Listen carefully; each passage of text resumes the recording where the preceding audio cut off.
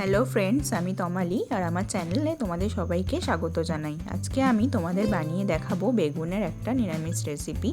খুবই সাধারণ ইনগ্রেডিয়েন্টস দিয়ে খুব সহজেই বাড়িতে এটা বানিয়ে ফেলা যায়, আর রুটি, লুচি বা পরোটার সাথে এটা খুবই ভালো লাগে। তো চলো শুরু করা যাক।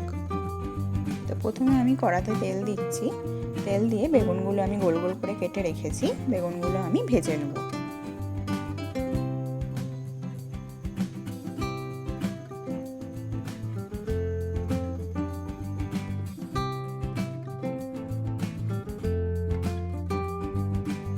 বেশ ভালো করেই বেগুনগুলো ভেজে নিতে হবে।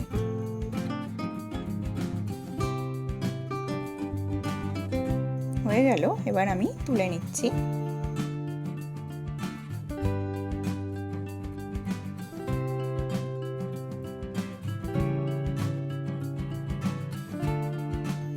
এবার আবার তেল অ্যাড করলাম, 3 টেবিল স্পুন মতো তেল অ্যাড করেছি। এবারে দেব তেজপাতা আর কাঁচা লঙ্কা।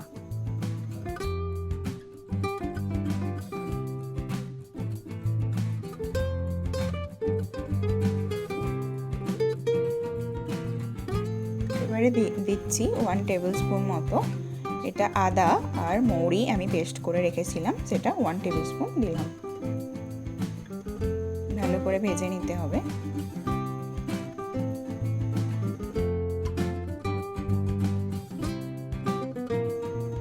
এবারে দিচ্ছি এটা 1/4 জিরে আর 1/4 ধনে আমি জল দিয়ে নর্মাল ওয়াটার দিয়ে পেস্ট করে রেখেছিলাম, সেটা অ্যাড করলাম।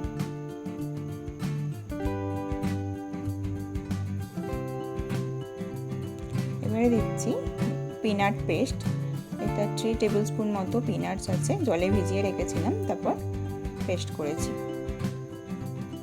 ভালো করে মিক্স করে নিতে হবে। ভালো করে ভেজে তারপর 2 টেবিল স্পুন দই অ্যাড করেছি।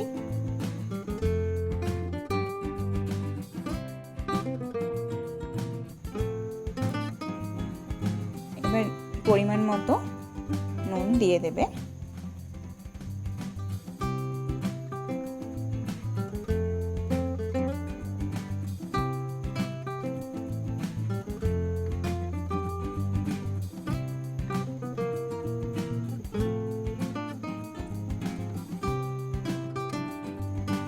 আর দিচ্ছি অল্প পরিমাণ চিনি অ্যাড করলাম জাস্ট টেস্টের জন্য।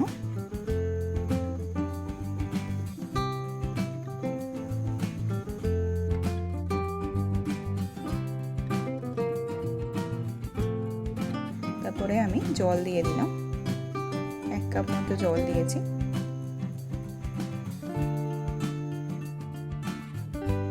এই তরকারিটা সাদাই হবে, তাই আমি হলুদ গুঁড়ো বা লঙ্কা গুঁড়ো কিছু দেব না। এবারে বেগুনগুলো, ভাজা বেগুনগুলো অ্যাড করে দেবো।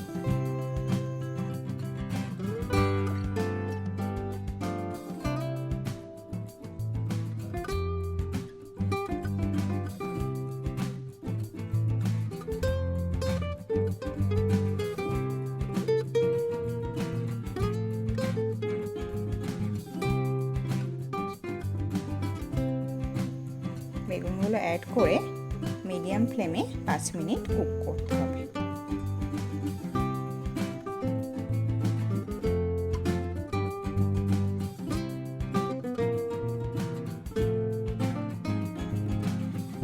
পাঁচ মিনিট হয়ে গেল। এবারে লাস্টে দেব 1 টেবিল স্পুন পোস্ত বাটা।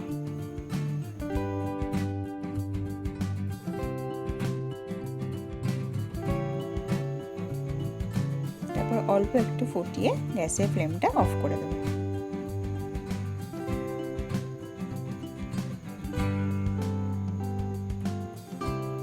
তাহলেই তৈরি হয়ে যাবে নিরামিষ বেগুনের রেসিপি।